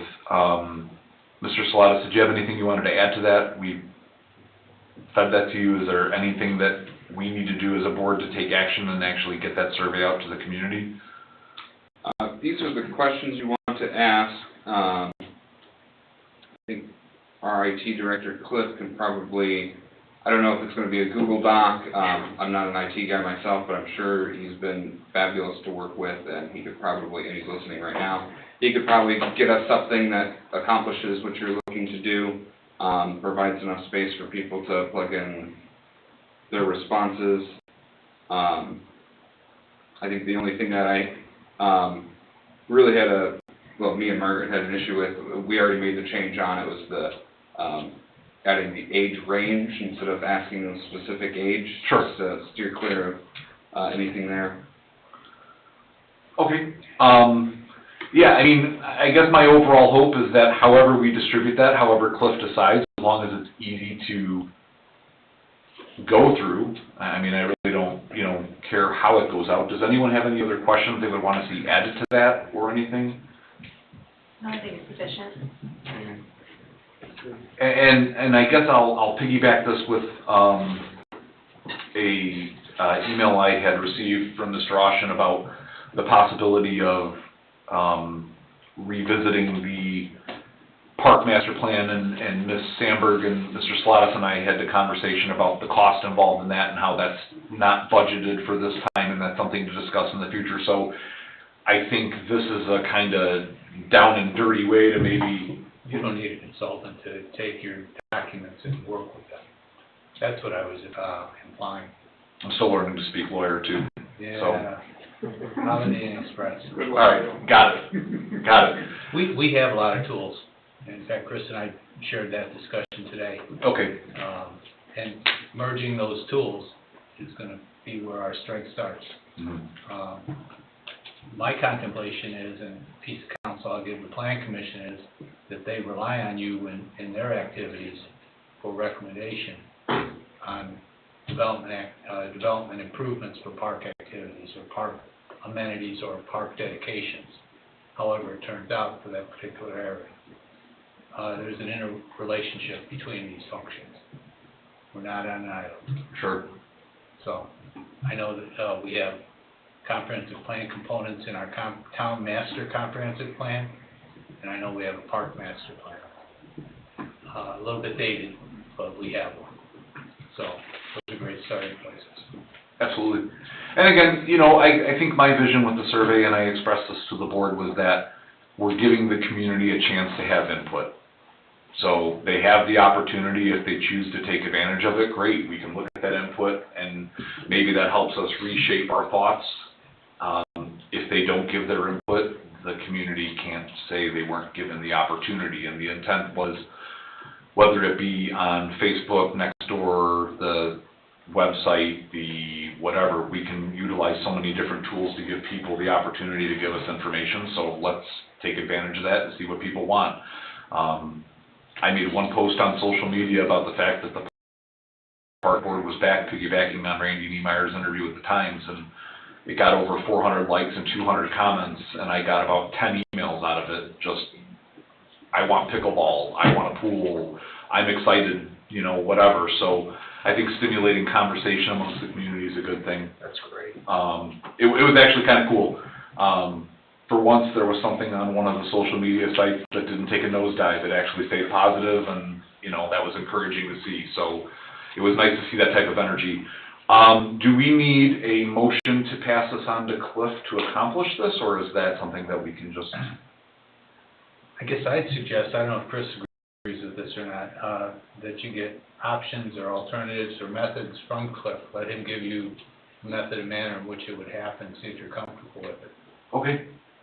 Okay, so we'll do it to the next meeting before we roll it out, and I'll speak with Cliff if you guys want, and I can kind of... Yeah, that'll work. He's the eye in the sky right now. Yeah, he'll see me in a few minutes. Yeah. We don't have him up, so, you know, Yeah. if he's ready, if you got something for him. What is that? There's also one other resource too that will probably be valuable, to piggyback on Dave's comments, the impact fee study that was also just recently completed by, I believe, Connie. That would be a good document to wrap in, and they may have questions that they had asked. I don't know if there was a questionnaire as part of that process. Yeah, I think there was, as a matter of fact. So there was, and I know that they surveyed citizens, but I just looked at the date of it, and I went, well, the town's changed since that survey was completed. There's no question, and it was a minimally participated event. Okay. Yeah. We had a few citizens involved, but not a lot of it. Sure.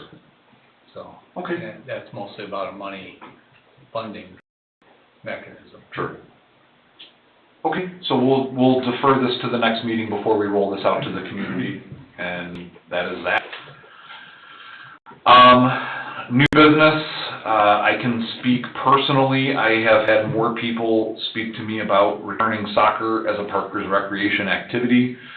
Obviously, 2 years ago, the actual league structure had gone away with the result of the pandemic. As it's been explained to me by many parents, their kids are in other communities playing soccer because they'd like to see the return of a league. I've had more conversations about this than anything, so I guess what we're looking for is again, kind of understanding the past, I know it was $35 a kid, I got my $35 because I coached, shame on me, that was an interesting experience. Bunch of 4-year-olds was, I also now know why I'm not an educator. But we have equipment, to the best of our knowledge, correct? We still have what soccer equipment we had from 2 years prior. I imagine it should all still be up there in storage. So we have the equipment, but obviously resurrecting soccer involves having someone to run it, seeing if we can get parents to stuff up a coach, sponsors, etc. So I think myself, I would like to hear from you guys as far as what steps do we need to take to bring this back potentially by the fall. That's, I think, obviously spring's out the window. Springs happen, kids are registered everywhere else. Summer would probably be a tough time to resurrect soccer because people go on summer vacation. I personally would like to see it return by the beginning of next school year or early September and have a fall recreational soccer league would be my hope. In my mind, the first thing you need is to find somebody to run it. That's what, you need a strong person to run the program for you. Mm-hmm. That's your starting point. Is that a town employee or is that volunteer or what? How does that work? Previously, it was a town employee. Mhm. It was the part-time rec coordinator, Mr. Becker. He did an awesome job. So you need to find someone like that. Mhm. And the budget does contemplate for a part-time Parks and Rec coordinator, but I wasn't sure, because there was discussion Sure. how you guys were going to move forward with it. And I guess if anything, obviously that maybe this jumpstarts that conversation and gets us headed in the right direction. Let's plan a program and hopefully that encourages forward movement on getting that rec coordinator. And then We have to post do we have to post a job opening then for that part-time person? yeah. And so obviously we'd have to get a job description in place, probably, or piggyback off the one that would probably be one. We have a job description. Oh, okay. I mean, if you guys wanted to tailor it up a little, but Yeah. we have one in the files for the rec coordinator. I will add though, since we're discussing personnel, so you get your person to run it. In the past, the soccer program was all a fee-based program besides the recreation coordinator. So we always had the recreation coordinator salary, hourly wage, whatever, budgeted, but nothing else. There really wasn't a budget for it. Whatever fees you brought in, that's what you use for your programming. So any referees, any coaches, however you want to structure your program, that's just something you need to keep in mind, is that there's not a budget for additional personnel outside of your coordinator. So whatever fees you bring in would have to pay the referees or whatnot. Okay. And I believe you and I had a conversation about this, that right now we don't have that fund. No, because the Park and Recreation non-reverting fund, that's exactly what it is. Whatever fees came in for the programming went right back out for the programming. So Mr. Becker would use it for if new nets needed to be purchased for that year. I think one year we had to replace like almost every single soccer ball, I think. And unfortunately at $35 a kid, and then once you start paying all your referees for all the games, and then yeah, they dwindled real fast. We had a little bit left in the fund when the pandemic hit, but it was utilized for Easter egg hunt and trunk or treat. So Could they not do a fundraiser towards it? However they want to structure it, that's up to them. Now, to do a fundraiser with that though, that would have to be through the Parks Foundation that we're trying to restore, correct? In order to do a fundraiser for soccer? I would think so, but I think that's a David For question. tax exempt purposes, yes. Yeah. The donation somebody's making, that's what they get the benefit of. Right. And that entity does exist. Right. Just needed some members. Right, need people to run it. And I've had a couple people talk talked to me about doing that too, so I'm trying to point them in the right direction to express that interest. I'm hoping this is the last year I need to sign as attorney for the NAD tax return. I'm hoping. And also, if you guys would consider using that in the back of the public restrooms over there as a concession stand that's been used, you know, by the farmer's market a little bit, but I personally think that if you got some moms together and got that concession stand working for the soccer program and had a hot dog and a Gatorade and a whatever, you would make 20 times the money you do on soccer registration, because every kid needs to get a, you know, whatever, but even if you had a, you know, that thing operating, I think that would really. No, I think that's excellent feedback, because as a parent that spent a season out there, if you didn't bring your own food or drink, you didn't have food or drink, so absolutely, I think that's a great mechanism. Even whatever, you know, some fruit or whatever, I mean, you could have whatever you guys wanted to, but I think it would be a big, you know, a big part of some fundraising towards that program for, you know, to keep it, and you know, everybody, all the parents are gonna wanna contribute to the program by buying the stuff, you get healthy snacks and whatever, and you'll be really creating a lot of revenue to get your things going in the right direction. And it's already there, the building's there. Sure. There's a freezer in there, there's a. I imagine we would have to get some sort of food license or something to operate that, but. I think depending on how you do it or what you do, the extent of what you serve there, I mean, like at the Little League field and stuff, they have a hot dog and a chips and a cookie and that's it. I mean, I think even if it came down to having the health inspector come down, I think that's an investment that's worth it, to utilize that. Does anyone, before I just keep going, does anyone have any other input on the soccer program? No, I think we need to focus on getting a part-time Parks and Rec coordinator in place, because they're gonna take care of a lot of the things that we're talking about here, and get that concession going, and you know, hire the referees and do all that kind of stuff. So I think we need to get that person identified first. Sure. Or just get a, you know, something out there. Is that Chuck Becker that you're referring to? Brandon Becker. Brandon Becker, okay. Kid. Okay. Yeah. Chuck's on. Okay. Is he willing to do it again, or is he not? That would be a conversation somebody needs to have with him. When he was doing this for us, and it's been 2 years. Yeah. Yeah, I think he has a full-time job now, so I don't know if he'd be available. I mean, he would be a great person, but because he just loved it. He might have grown up. Loved it. You just have to own that he might have grown up. Yeah. Shame on him. Yeah. So then, I guess maybe, just to kind of help guide us, do we still have records from the previous, as far as, we know it's $35, but what the referees were paid, what? $30. $30 a game. $30 a game, I'm gonna write that down right now.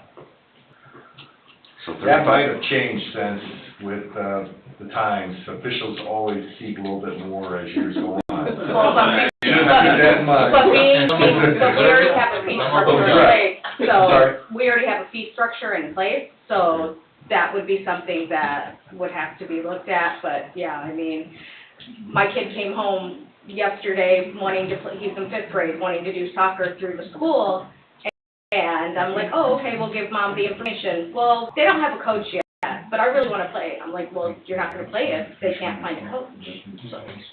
So what they do is they make a sad face at the dad that's walking in to register their kid, and they say, hey, you can't play if you don't have a coach, and the dad signs up. That's how that went. Is that a familiar story? Yeah, that's a familiar story. So then, I guess maybe what we'll do with this is if we can get some of that documentation from the previous, the last year it ran. I'm sorry. No, you're fine. I'm sidebar. No, you're fine. If we could get the documentation from the previous program, just to see how it was all laid out, you know, if anything, just to help. Oh, well, I mean, what do you want to see? Because, I mean, I'd have to see if there's any, Mr. Becker wasn't underneath me, so I don't know Okay. what kind of files or anything he Okay. left. I mean, I can find you the fee So structure. in essence, we probably are starting from scratch. That's fine, just so we know where we're at. So if we're starting from scratch, we're starting from scratch. We got a box of little shirts and stuff in the back there we'll get for you. Perfect. The extra stuff. We'll just put a bunch of kids on a field and just generate fun. Yeah, that's what I'm doing. We may be able to get a hold of Brett. Okay, I think, I'll just check ask him. the files that I was left as well and see what I can find in there, and I'm sure there's other communities doing soccer programs. Sure. that we can also, well, and I mean, I've done some research on the other community ones too, you know, so maybe we will table this to a later date, and, I wouldn't table it. You're gonna continue some dynamic on this. You're gonna, next month or two, you're gonna announce this recommencement of the soccer program here. You're gonna be putting all these things out there tentative. I would keep it vibrant. I'd keep it fluid. okay, so obviously then I think what we could say is that, you know, I think in order for us to start rolling out a lot of these things, if we can find a way to come up with what that Parks Director position is, whether it's internal, external, how that's gonna look, so that we do have a person to execute these things. Let's get that moving, because warm weather's coming, and, you know, let's provide activities, and we have to have a person to do that. So, I guess we'll defer the, return of soccer, but give people the hope that we're thinking about it.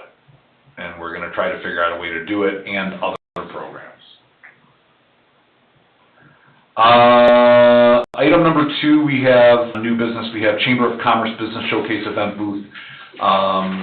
If you all recall correctly, Ms. Jossis from the Chamber came in and spoke to us, and the discussion was had about the park board, at least 2 of the park board having a presence at the business showcase. Looks like we have April 23rd, and it's going to be at Hanover High School. Jennifer, I'm just going to ask you, you're the money person, do we have the money to pay for a booth? Well, we're technically already a member of the chamber, and I do believe that within our membership, it allows us a spot there. Okay, I will double check with Diane, but I'm pretty sure we're okay. okay. We got 3. Not free, we paid our membership? No, you have to pay them, for tables. Oh, yeah? Yeah. I think we still may have to pay for a booth. $10 for a table, $5 for electricity, $5 for chairs. So, $30 to register. Or 25 if you're a nonprofit, 50 if you're for-profit, something like that. yeah, it looks like chamber members, 55, 85 for non-chamber, 25 non-profit for a single booth. Right. So, I'll figure it out. I'll make the donation. Okay. It's even honor for you guys to have the booth. okay, perfect. I looked at my calendar, I will be at the fire department that day. Are there 2 members that can make it April 23rd? Or 1 member? I'll be in Hawaii. You'll be in Hawaii. I should be able to, but I have to verify Okay. the kids are set. Same here, I don't know what I'm doing yet, I didn't look at my calendar. It might be a good time to put out a possible, like, interest for, like, not a full registration for fall soccer, but just maybe people can sign up would be interested, getting an idea of how much, letting them know you're planning on doing it, and trying to put together how many kids you might possibly be interested in volunteering. So, And maybe people, yeah, maybe you'll get volunteers through that too as well for the soccer program. absolutely, and to piggyback on that with MacArthur PTO, we've had this earth-shattering experience where 15 high school kids sign up to volunteer at our events, and we get 17 kids. So, the community service requirement for the high school must be something, because they show up, they work hard, they do whatever. So absolutely, I would like to see some volunteers step up, you know, in that role. And I actually had a meeting with Mr. Eckhart at Jane Ball, the soccer program, and his involvement. And he kind of, he had suggested that if we decide to move forward with soccer, he would welcome a flyer being distributed to the kids, you know, an interest, intent, whatever, in the newsletter before the school year ends, and we could use those numbers to gauge potential enrollment and, you know, need and desire. So, and I'm sure I could do the same with MacArthur, channeling through the school corporation over there or whatever, but yeah. So we'll take care of the booth. The members will figure out if they can, well, Hawaii can't. Sarah and Greg will figure out if they can. Worst case scenario, I can probably trade some hours at the firehouse and make it down there. But we'll figure it out. We'll just figure it out, and we'll just go with that. So I guess if it's getting donated, we don't really need a motion to go, because we're not paying for it, correct? Either way, Okay. have it however you wanna make your record. I only watched 2 YouTube videos on Robert's Rules, I'm still learning. Alright, so we move on to project updates. Item number 1 is clerk treasurer's fund reports. I just gave you guys an update of, The sheet here. yeah, the last month, and really it's just been little things Tim and his guys have been picking up to continue on with the clubhouse improvements and the dog park improvements. And then we did have one engineering bill related to that Moore Street corridor.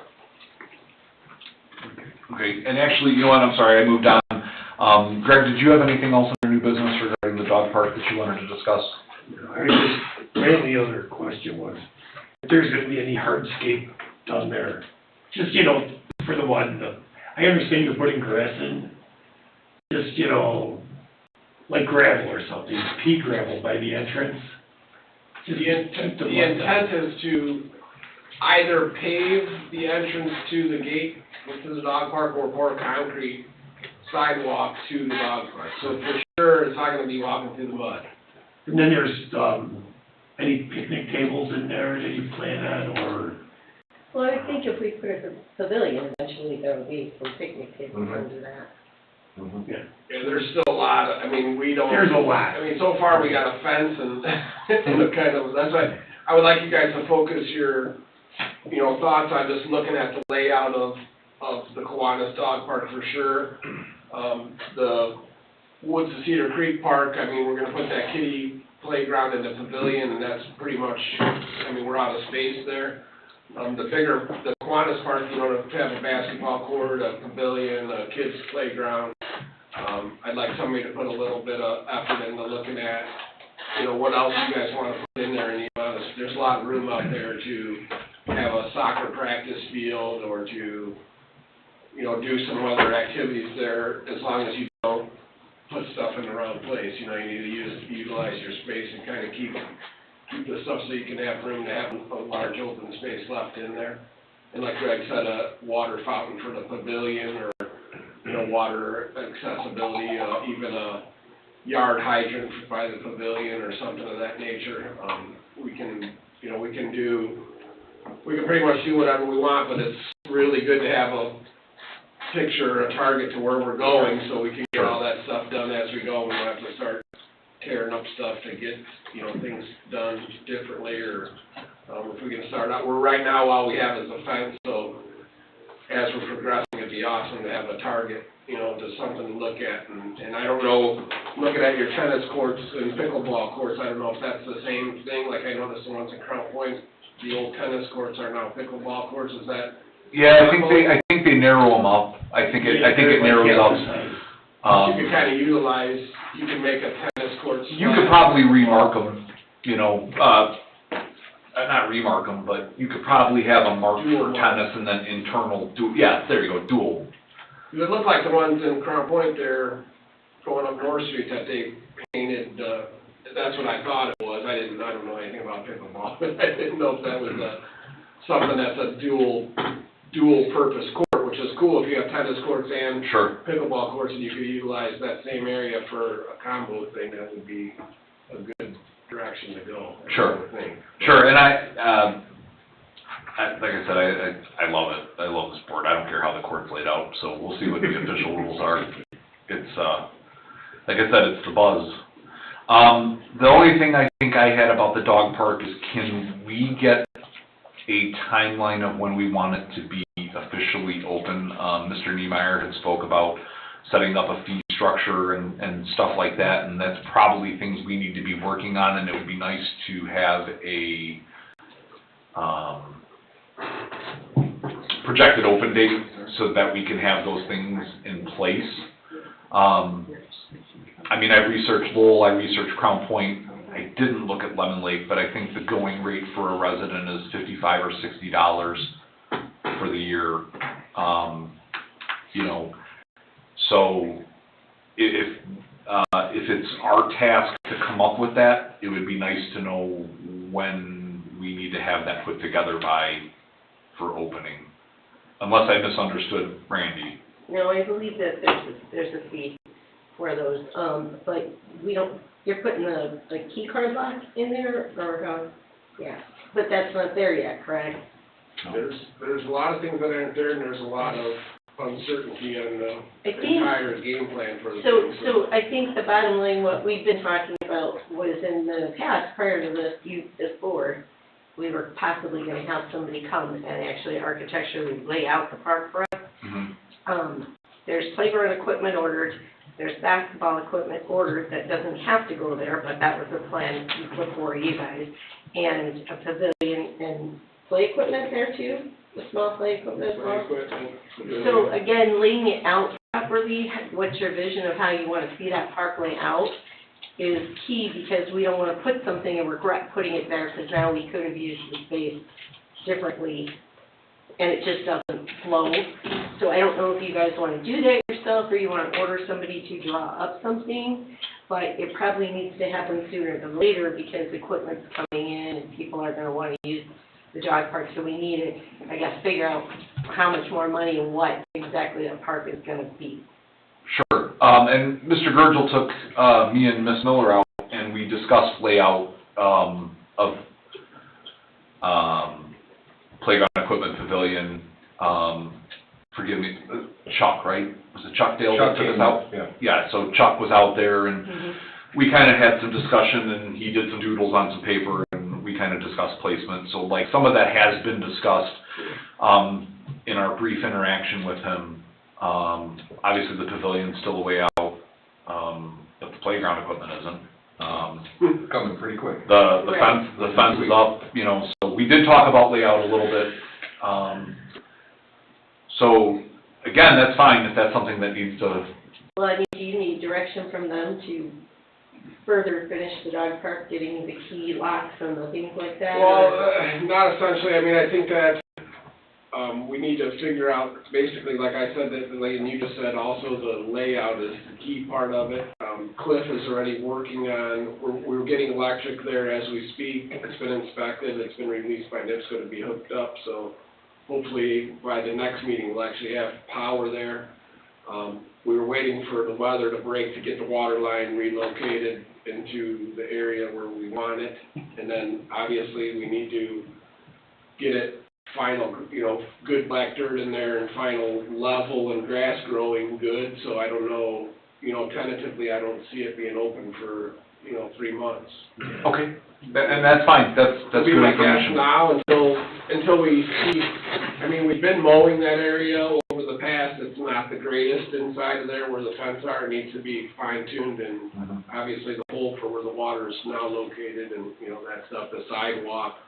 We were getting, I actually was gonna have that for you guys tonight, and I forgot to print it, but we have a kind of the parking lot drawn up for the paving contractors that are doing the work in town to give us a quote on paving that lot, and how we did the clubhouse while they were in town. They kind of, you give them that drawing and they give you a price to pave it. It seems like we get a little bit better quote because they got the stuff parked on the property actually that they're gonna pave, so it seemed to work out well for the clubhouse. So we do have, I had TJ from Christopher Burke draw up a plan to get that size done, and we were gonna see us paving that, like you were talking, to get to the gate, if while we had the paver there, to pave that was gonna be the way to go, or put concrete, but we definitely wanna get that area hard surface to get into the dog park, so you don't have to go like Lemon Lake, you walk through 3 to 6 inches of water to get your dog into the park. We don't wanna have that. Right, So, right.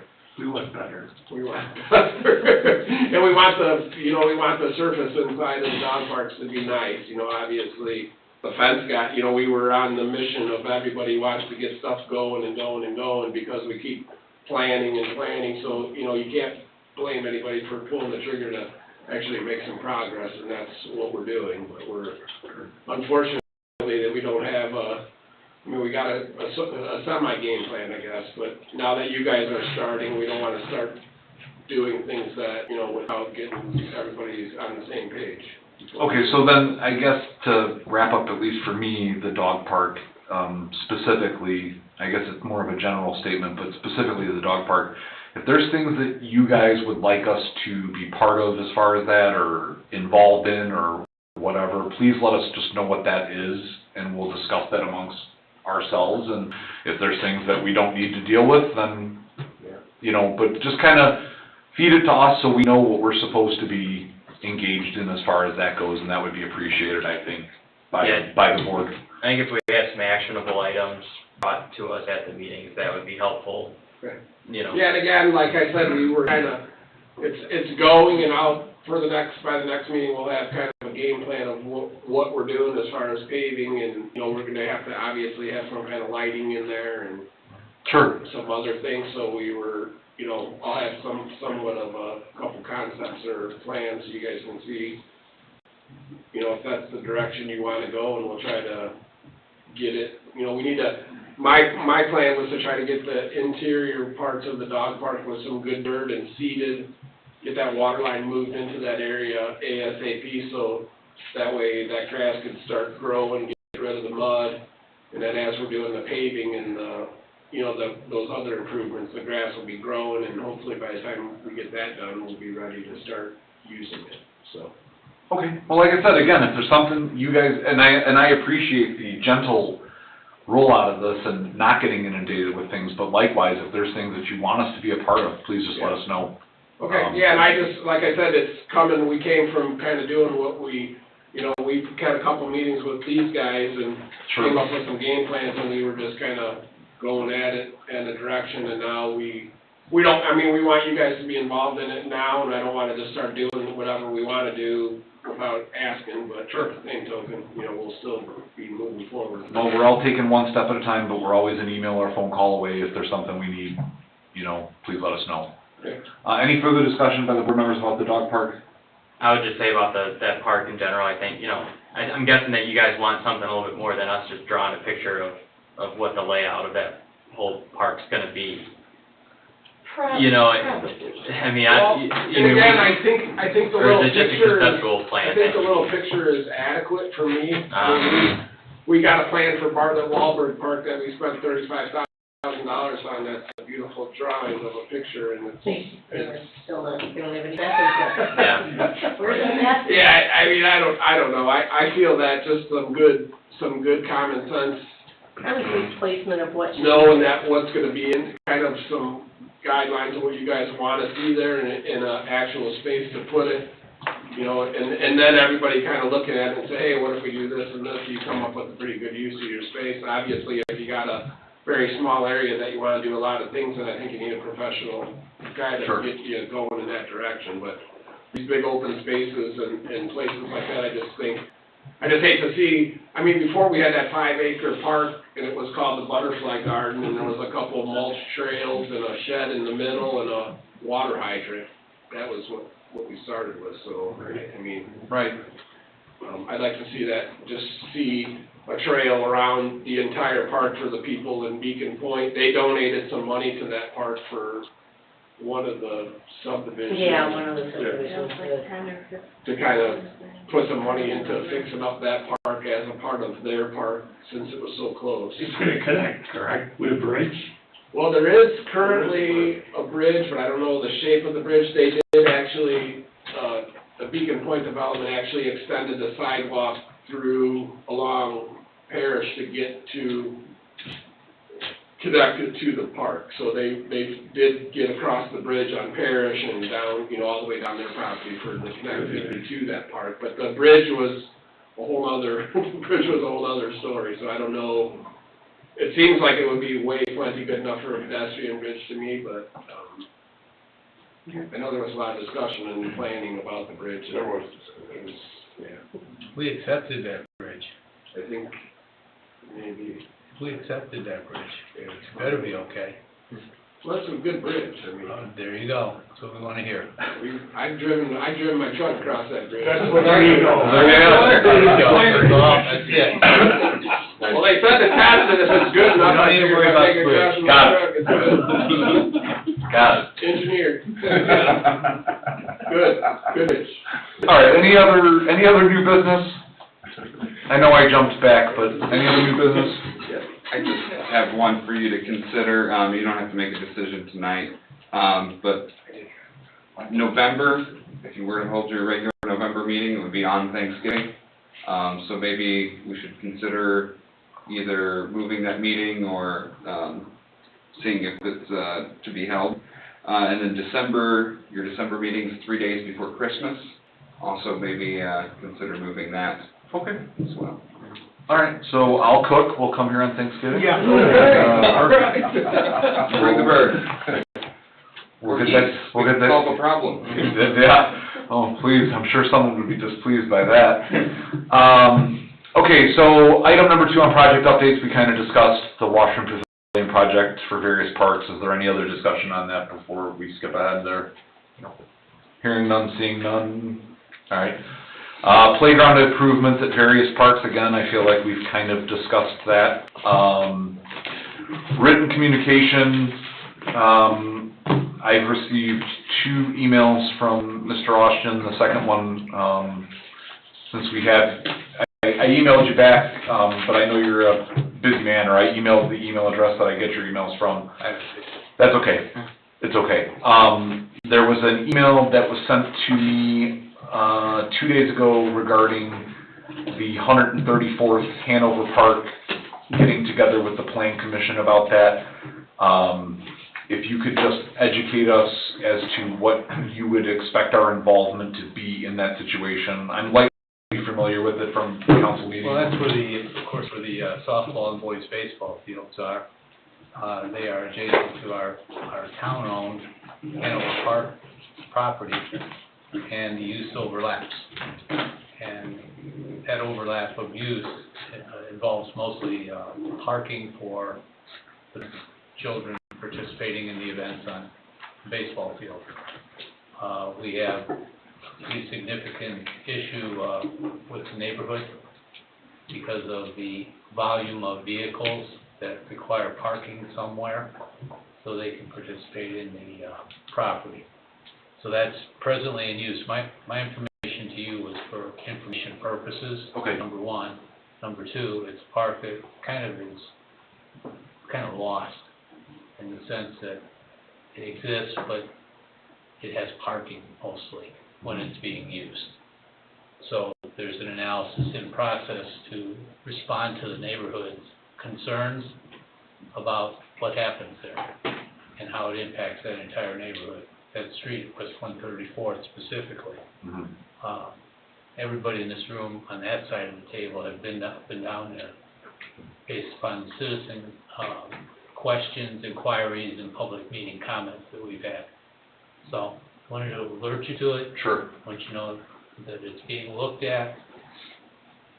Suggest your involvement because it is a park and you will oversee that park in jurisdictional fashion while we figure out what's to be done with the safety and parking and ingress and egress components of the property.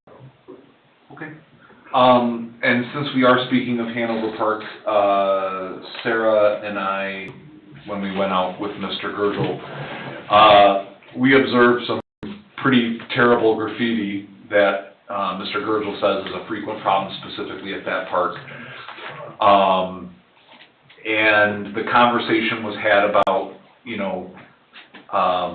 potential options to catch or deter that activity. In Mr. Gergel's opinion, that's the biggest issue right now. I since spoke to Chief Fisher and Cliff about camera options. Is there a way to utilize the existing camera system and have a remote option at that park to maybe catch someone and then they can do some community service at the soccer field or whatever? The discussion was that for power and internet, a camera that would tie into our existing system wouldn't work, and to explore the possibility of a trail cam, which would require a little bit extra maintenance, I believe the discussion with Cliff was more or less basically batteries, because it's gonna be powered, by battery, but, at some point considering purchasing one of those and utilizing that as a deterrent. Sarah and I looked at the peak of the existing pavilion as a possible placement. I mean, if someone's gonna climb up there and go get it, it's gonna take a lot of work, and they'll probably get caught on camera. But just something to discuss maybe in the immediate future, because, I mean, the graffiti that is there is, I mean, it's vulgar. It's not something I want my child looking at or, anything. So, I guess what I'm getting at with that is if we can explore the option of getting a trail cam, and maybe Cliff has a suggestion for one, and again, I think the nice thing about that is it's portable, so maybe we isolate the Hanover issue and maybe there's a need for it elsewhere. So, just something I'd like to see us explore. Like I said, I have about 10 photos of it, and it was pretty gnarly. So, yeah. Any public? Can we, Oh, sir. can we finish this topic, one more thought? Absolutely. Process? Please know, and the reason I alerted Dale for the benefit of the board was so that you understood the city motional issue. Mm-hmm. We've had very impassioned citizens, both sides of the issue, appear before the plan commission in the last month. And so our responsiveness to them is going to be important Absolutely. as solutions are being looked at.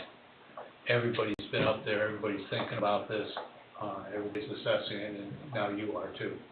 Absolutely. So that's the reason for alerting. Sure, and I shared it with the board, and I said, I'm learning. As a result of your email, I reached out to Mr. Wilkening and Mr. Recupito, under your guidance to, consider joint sessions in the future. We had very nice conversations, just, hey, this is me, nice to talk to you, like, if we need to work in the future, you know who you're talking to. So we did speak, just generically, but yeah, absolutely, it seems like it's a sensitive issue, and it does seem like it's very heated, so whatever capacity we can assist in that, then we'll figure that out. You'll get a phone call or two probably, and you'll hear from the citizens. Sure. You're at the park board. Sure. Just because I don't know, we do not own the actual baseball fields, correct? They're not part of the parks. They're not. Okay, so we just got that one little park there with the parking lot. That's true. With missing a swing, I know, I just saw that today. I drove over there just for fun. And, that book exchange box is ripped up to pieces, but the graffiti's gone, which was great. A little spray can took care of that. That was really bad, that was horrible. I tried to match colors, kind of tough. I mean, it's a silly suggestion, maybe they could eliminate one of their baseball fields and put a parking lot in there. We're back to the emotions. Yeah. Or Let us isn't know there, when you make that suggestion so we can be elsewhere. isn't there an easement on the streets themselves? I mean, I understand people are gonna be mad because people are parking, I'm just saying. Well, you were up there today, so you I know. know what the quality and the Yeah. width and nature of the neighborhood roads are. Yes. They're narrow, they're old, they don't have much shoulder. Well, again, I guess I would just say that, in whatever way it's deemed that we can assist with that process, let us know, and we'll be at the ready. Thank you. How long have you been working on that with the neighborhood? Chris? Oh, for me. I don't know how much Way work before there's you. been, Yeah. it's a constant complaint. It's just, yeah, It's a constant complaint from both sides. It just, with no real solution. there isn't until we build a sports complex. Yeah. What are speed bumps, huh? Yeah, That's we're right, putting that's some right. speed bumps Yeah. out there. I mean, that's gonna help, but we're gonna do. Our intention at one point, which is highly not popular on the other side, was for the citizens that don't partake, that live there, was to put some sort of fencing around our park so that they couldn't park in it, which I realize pushes the traffic out towards the neighborhood, but the neighborhoods are also complaining that they can't use the park because it's a parking lot. Right. So if there's no win-win